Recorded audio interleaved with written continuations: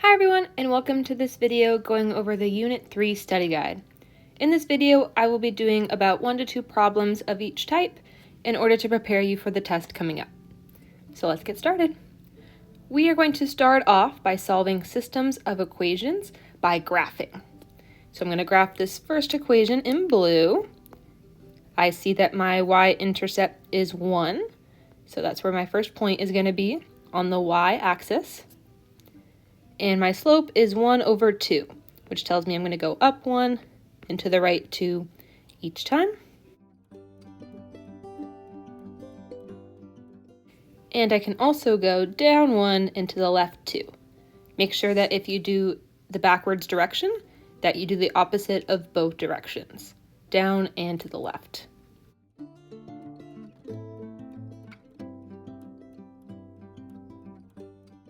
I'm going to do the second equation in red. So I start at -3 on the y-axis, and because my slope is -1 over 2, I'm going to go down 1 and to the right 2. Or to go backwards, I would go up 1 and to the left 2.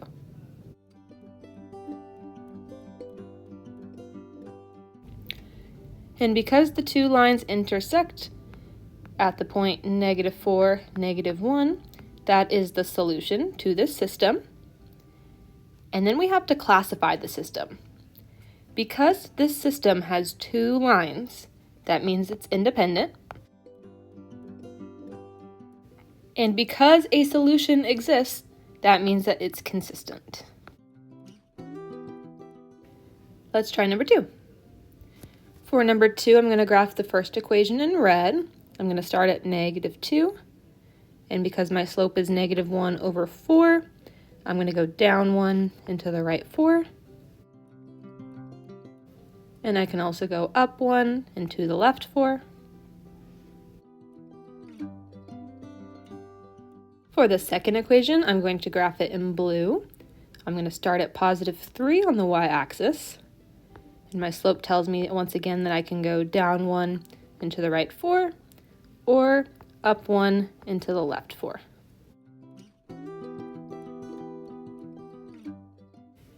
And if you notice, we have parallel lines. We also could have seen that because we have the same slope for both equations. If you ever notice that two lines have the same slope, you automatically know they're going to be parallel. And because these lines are parallel, they're never going to intersect, which means there is no solution. There is never going to be a point where the two lines cross. Now, because I have two distinct lines here, my system is still independent. But because there's no solution, this system is inconsistent. Let's try one more solving systems of equations by graphing.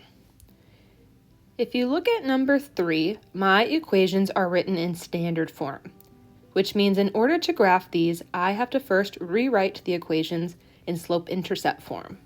So I'm going to start with the 4x plus 3y is equal to -6. And my ultimate goal is to get y all by itself, which means the first thing I have to do is subtract 4x to either side.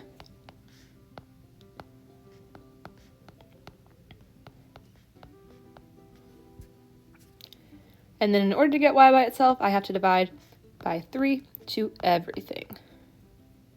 So I will have y equals -4 over 3x, and -6 divided by 3 is -2. And now that my equation's in slope-intercept form, I am ready to graph. I start at -2, and my slope tells me that I can go down 4 and to the right 3. But because I don't have enough room, I'm going to have to go backwards, which means I go up 4 and to the left 3. We also have to rewrite the second equation, x plus 3y equals 3. In order to get y by itself, I have to start by subtracting x to either side.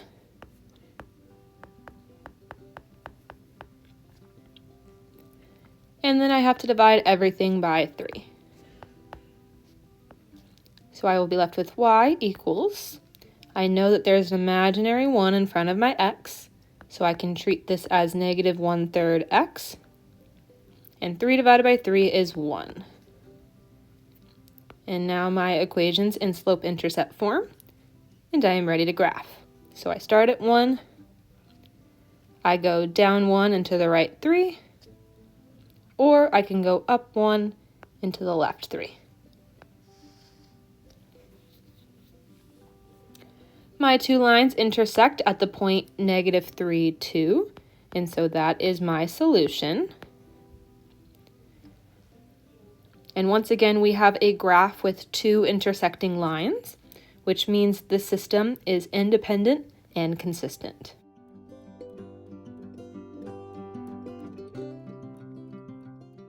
All right, let's move on to talking about the elimination method. With the elimination method, you need to make sure that all of your terms are lined up, and you need to look for opposites. So starting with number 5, I notice that my x's, y's, and numbers are all in a row, but I'm missing opposites. Something I do have, though, is I have a 4x and a 4x in both equations. All I need to do is make one of them negative so that I have opposites. So I am going to multiply the bottom equation by a -1. If I copy down the top equation exactly as it was, and I multiply the bottom equation by a -1, I will have -4x, -2y, and -6. And now I have my opposites, and so I'm ready to add my equations together. 4x plus -4x will be 0. -5y plus -2y will be -7y. And 27 plus -6 will be 21.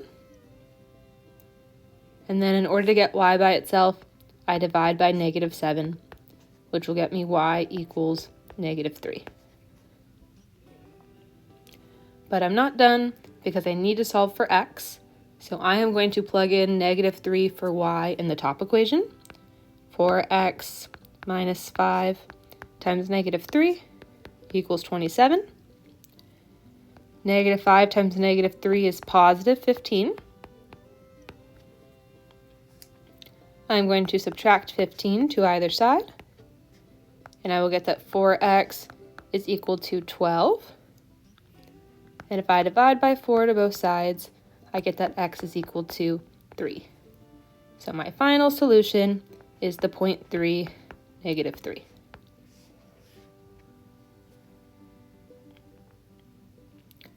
Let's try one more. Looking at number 7, all my terms are lined up, but I do not have opposites. But I notice that I have a -6y, and if I multiply the bottom equation by 6, I will get positive 6y. So I'm going to copy down the top equation exactly as it is. And I'm going to multiply my bottom equation by positive 6. So 6 times -7x will be -42x. 6 times y will be 6y. And 6 times 11 will be 66. And now that I have my opposites, I am ready to add. -2x plus -42x will be -44x. The 6y's cancel out, and 22 plus 66 will equal 88. And all I have to do is divide by -44 to both sides, and I get that x is equal to -2.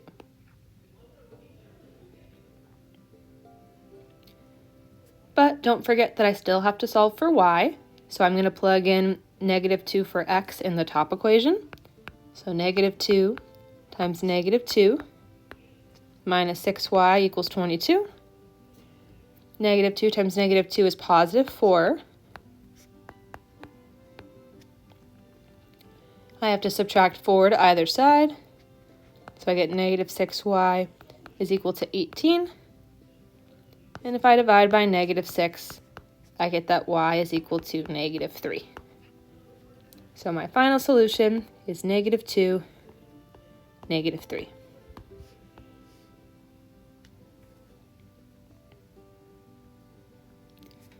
All right, let's move on to talking about the substitution method. So for number 9, notice how both of my equations equal y. If both of my equations equal y, that must mean that they equal each other. So I can say that 7x plus 8 equals -6x plus 8. It's just as if I took all of this from the first equation. Because that equals y, I can plug it in for y in the second equation. And it would be the same as if I just set the two parts equal to one another. Then I draw my line at my equals. This is my x side, and this is my number side. 7x is on the correct side, but 8 is not. So I'm going to subtract 8 to either side. And I get 7x equals -6x plus 0. I then have to add 6x to either side. And I get 13x equals 0. And then I need to divide by 13, and x is equal to 0. Then I'm going to plug in 0 for x in one of my equations and solve for y. So I'm going to pick the top equation. Y equals 7 times 0 plus 8. 7 times 0 is just 0. And 0 plus 8 is 8. So my final solution is the point 0, 8. Let's try another substitution problem. So looking at number 10, I have y equals -2x plus 19, and 6x minus 6y equals 12. Because I have an equation that starts with y equals, I can go ahead and plug in this expression in for y in the other equation, which will look like 6x minus 6 times -2x plus 19 equal to 12. I then am going to distribute, or double rainbow, and please be careful. If you notice, I have a negative in front of my 6, which means when I distribute, I am multiplying everything by a -6, not just a +6. So I'm going to have 6x, -6 times -2 will be a +12x, and -6 times 19 will be a -114. I then can combine like terms. 6x and 12x will make 18x. I am then going to add 114 to either side, which gets me 18x equals 126. And then I have to divide by 18 to either side. So I will get that x is equal to 7. I then am going to plug in 7 for x in one of my equations, and I'm going to pick the top equation. So y equals -2 times 7 plus 19. -2 times 7 is -14.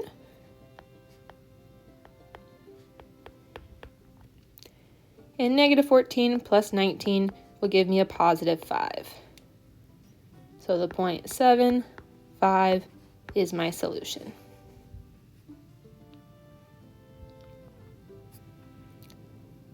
All right, let's move on. And we're actually going to try a word problem. So for number 13, it says the senior classes at High School A and High School B plan separate trips to the indoor climbing gym. The senior class at High School A rented and filled 8 vans and 5 buses with 252 students. High School B rented and filled 4 vans and 10 buses with 396 students. Every van had the same number of students in it as it did buses. Find the number of students in each van and in each bus. So, the sentence that tells us what we're finding is going to help us define our variables. I'm going to let V represent the number of students in each van.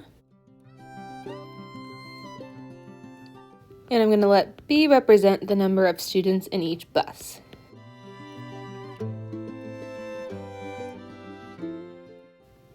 When you are doing a word problem and you have to make any equation or a system of equations, you need to make sure that you define any variables you use. Because if you're going to use the variables V and B, no one is going to know what they represent unless you tell them. So make sure that this is the very first step that you do. And now I'm ready to make my two equations for my system of equations.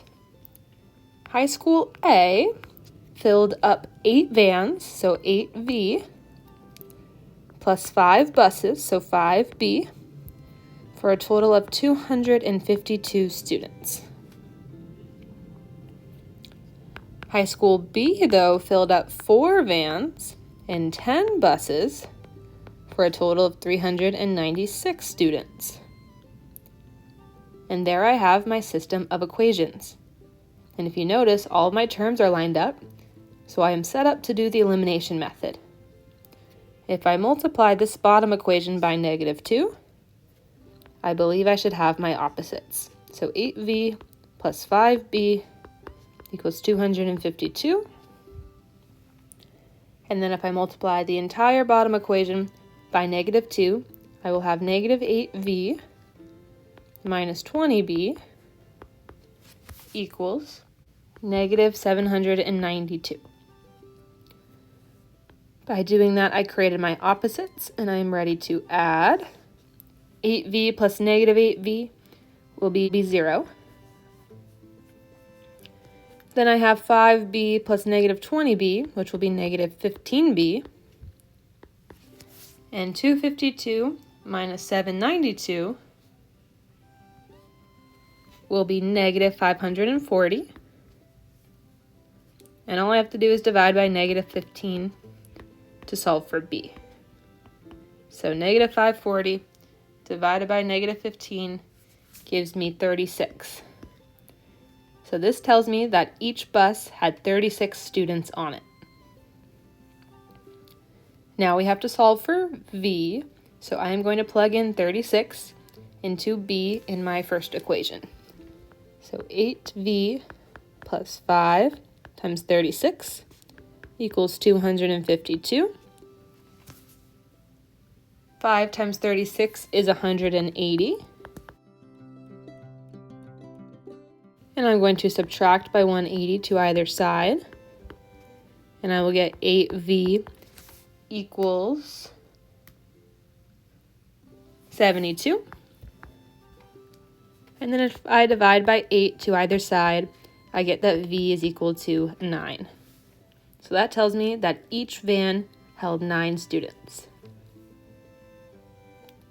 So once again, the process for solving a system of equations word problem is to number 1, define your variables.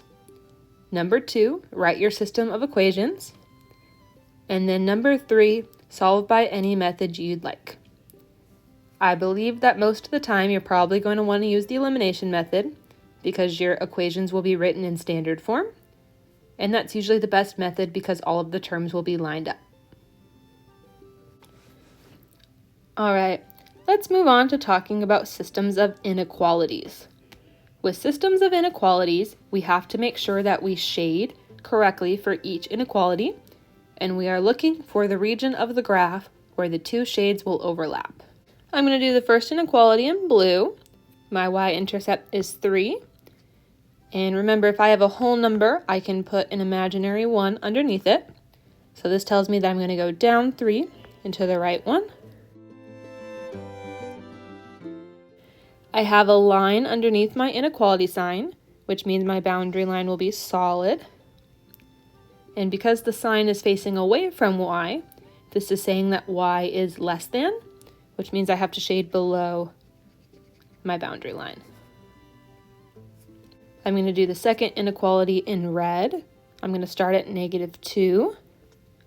And my slope of -1/2 tells me I go down 1 and to the right 2 each time. Or I can go up 1 and to the left 2.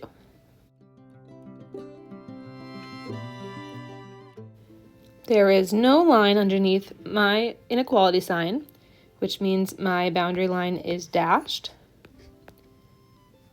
And because the sign is opening up towards the y, this is saying that y is greater than, which means I have to shade above my line.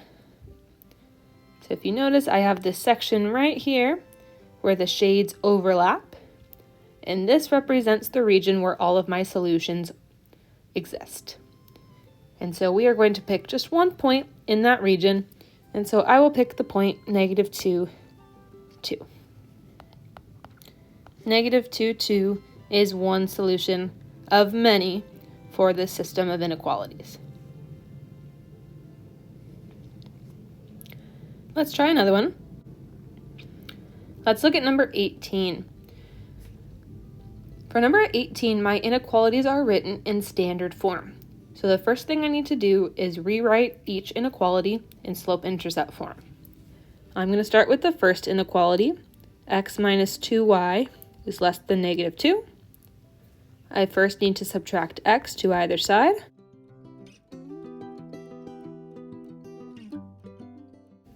And then I need to divide everything by -2. Now please be careful. Whenever you multiply or divide an inequality by a negative, you have to flip the sign. So I'm going to make sure that I flip my sign. When there's a negative in the numerator and the denominator, they cancel each other out. So I will be left with 1/2 x. And -2 divided by -2 will be +1. So I'm ready to graph this inequality. My y-intercept is 1.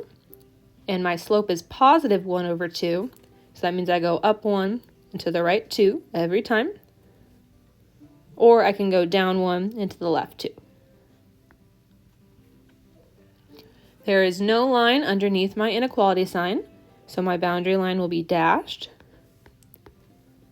And after I flipped my sign is now opening up towards y, which means that y is greater than. So that means I shade above my line. Now we have to write the second inequality in slope-intercept form. So that is 5x minus 2y is less than 6. I need to start by subtracting 5x to either side. So -2y is less than -5x plus 6. And then I need to divide everything by -2. And once again, because I divided by a negative, I have to make sure I flip my inequality sign.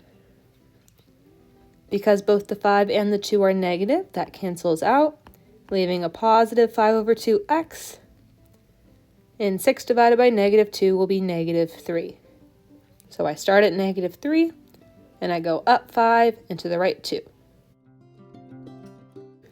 There is no line underneath my inequality sign, so my boundary line is dashed.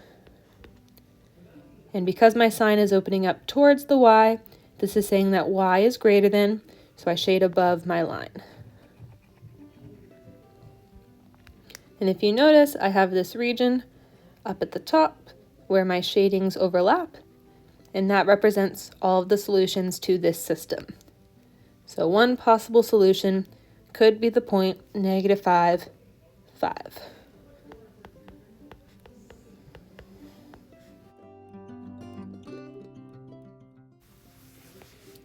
Now let's try an inequality word problem. You can work a total of no more than 10 hours each week at your 2 jobs. House cleaning pays $5 per hour, and your sales job pays $10 per hour. You need to earn at least $40 each week to pay your bills. Write a system of inequalities that shows the various numbers of hours you can work at each job. So remember, the first thing we have to do is define our variables.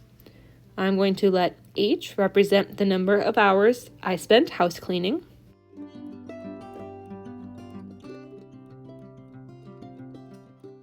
And I'm going to let S represent the number of hours I spend at my sales job.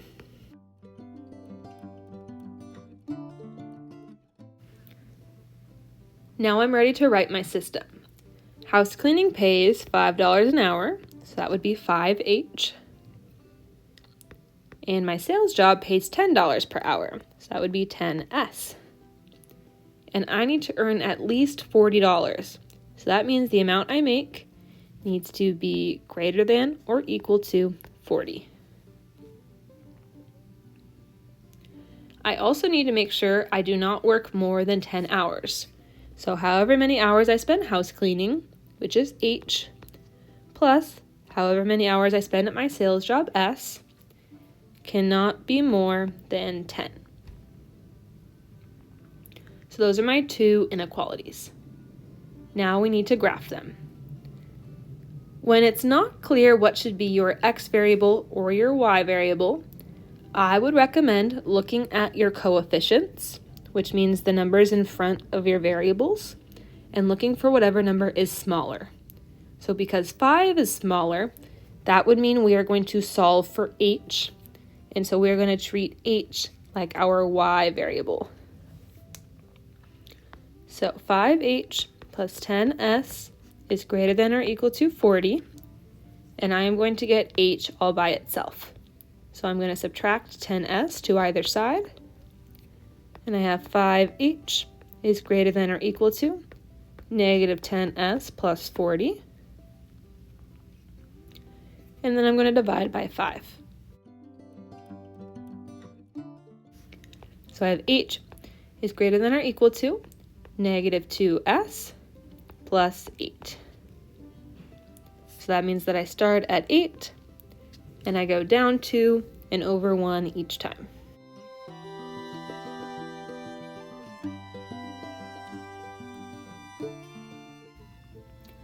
Because there's a line underneath my inequality sign, it means that this boundary line will be solid. And because the inequality sign is opening up towards H, this is saying that H is greater than, so I'm going to shade above the line. Now we have to rewrite the other inequality. So I have H plus S is less than or equal to 10. We have to solve for H just like we solved for H in the other inequality. And all I have to do is subtract S. So I have H is less than or equal to negative S plus 10. So that means I start at 10, and I have an imaginary 1 in front of S, and an imaginary 1 in the denominator. So this means I go down 1 into the right one every time.